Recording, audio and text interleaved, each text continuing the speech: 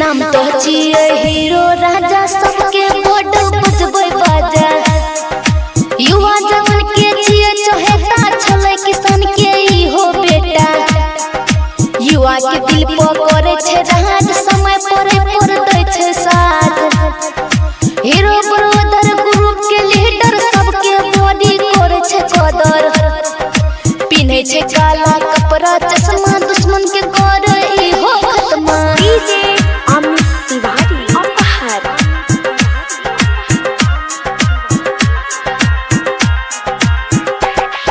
घर में छले एगो भाई बहिन में छले एगो दाई बाबू के साथ छले माई। कथा के भेला अब शुरुआत शुरू करे छी असली बात। लॉकडाउन जाबो लागला भैया अथी से बदलल ओकर समैया। विजेंद्र पब्लिक स्कूल में पढ़ल के लॉकडाउन में घर अइले। स्कूल कोचिंग भेले बंद राजा यादव भेले काम। 26 जनवरी रहे दिन वही में राजा भाई लीन। डीजे अमित तिवारी अपहर।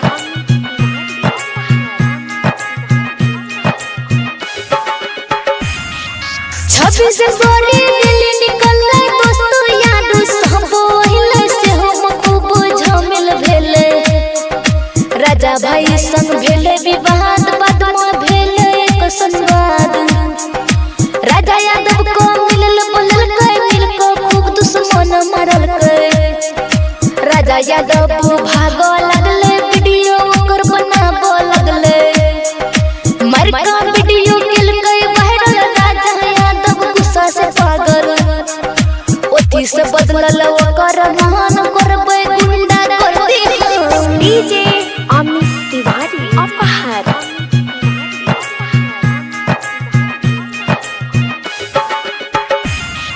'गुंडा गर्दी करे जब लागल दुश्मन सब डरे लागल। कोई न कुछ कहे लागल। हाथ में कटा धर पिस्तौल कोई न बोले बतिया खोल। सोशल मीडिया पर भेले वायरल सब तो भेले एकर कायल। 2 बार गेले ई हो जेल सोहो भेले ओकर बेल। केकरो से न डरै छै हक के खातिर लड़ै छै। राइटर संतोष लिखल का खिस्सा सविता शर्मा सुनल का चलिसा। Music by Vidyanand.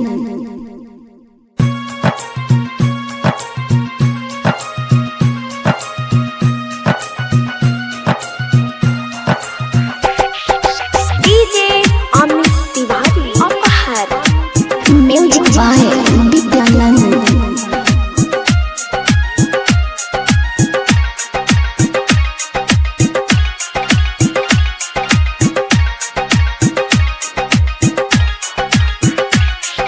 जिए बिहार के लाल हक के खातिर करे बवाल। सगरो मचल छै एकर धमाल।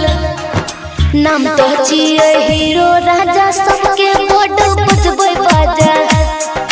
युवा जवान के जिए चहेता छले किसान के ई हो बेटा। युवा के दिल पर करे छे राज समय पर दै छे साथ। हीरो ब्रदर ग्रुप के लीडर सबके बॉडी करे छे कदर। पिन्हे छे काला कपड़ा चश्मा दुश्मन के करे ई हो खत्मा। डीजे अमित तिवारी अपहर।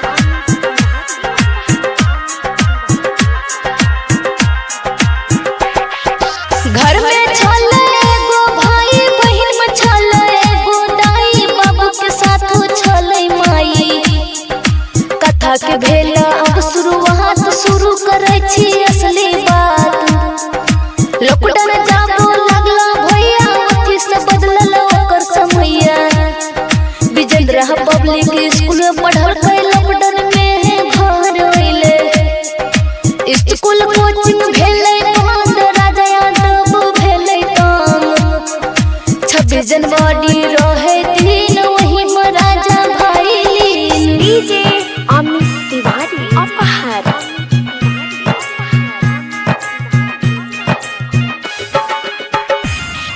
26 जनवरी दिल्ली निकलले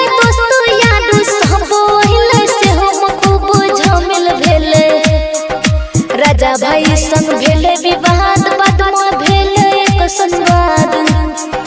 राजा यादव को मिलल बोलल के, मिल को खूब दुश्मन मारल के। राजा यादव भागो लगले, वीडियो ओकर बनाबो लगले।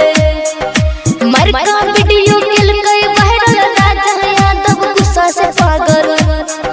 ओथी से बदलल ओकर मान, करबै गुंडा कर दी डीजे अमित तिवारी अपहर।